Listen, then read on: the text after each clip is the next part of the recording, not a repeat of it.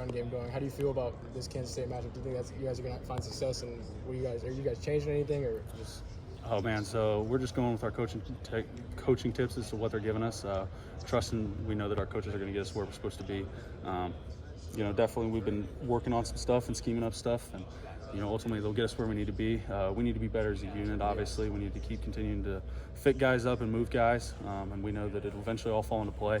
Obviously, guys are stacking the box trying to stop OG, but that is what it is. He's an All-American, and we'll take what we give us. If they give us a pass, we'll take the pass. If they give us a run, we'll take the run. If not, if they don't give us either, we'll have to force one. We'll figure it out. Something will be open.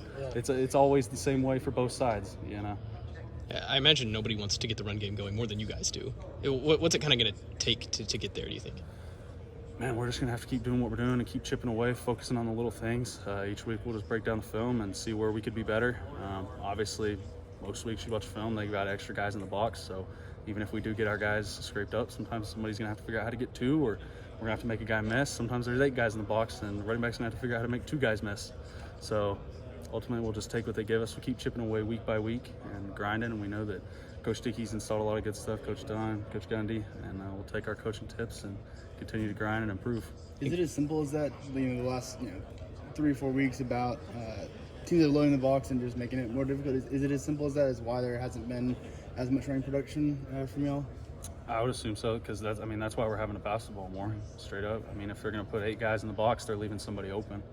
So, that's kind of just what we've had to go with, is the mentality of take what they give us. And then eventually, if they start having to drop guys in for, let's say we're running the ball a lot, then eventually they're going to drop guys in to stop running the ball. And then that'll open up a pass, okay? Vice versa. We've got a bunch of guys in the back coverage, and we'll run the ball. Gundy kind of mentioned today that if you sub a guy out, it's not that big a deal. You sub a quarterback out, all of a sudden everybody knows about it and things like that. Have you seen Allen respond to Saturday? It wasn't his best day. Have you kind of seen him respond these last couple of days? Man, he's always kept a positive attitude.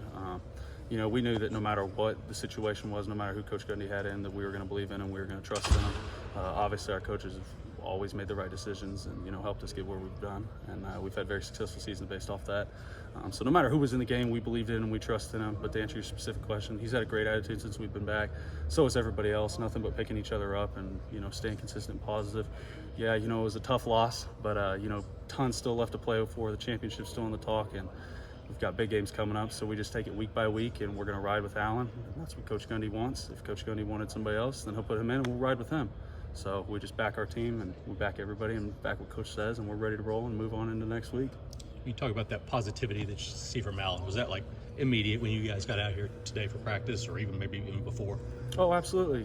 Even after the game, he was still a positive attitude. We were picking him up, and he was picking us up, and everybody had to pick each other up, because even after a loss, nobody wants to deal with that. That stinks.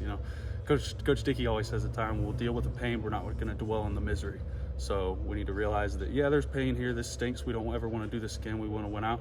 But sitting there dwelling on it isn't going to do us any good. We need to learn from our mistakes and move on. And he did that very quickly. He was, all right, well, we need to have a better game next week. Let's move on. Sitting here pouting won't fix nothing. With the changes to the playoff, 12 teams get to go, does that make it easier for y'all to, I don't know, not shrug this off, but just say, hey, everything's still to play for. We don't need to get caught up in one result? Well, regardless whether, the 12-team playoff's a thing or not, we're going to give it our all either way, so we don't really look at it like that. We look at it as a week-to-week thing, and we're looking for each week to get a win. We just take it week by week, and we're not looking any further than that. Obviously, the championship's the goal, the playoffs is the goal. The goal is to win out for the rest of, here on out, but we just have to take it week by week. All good?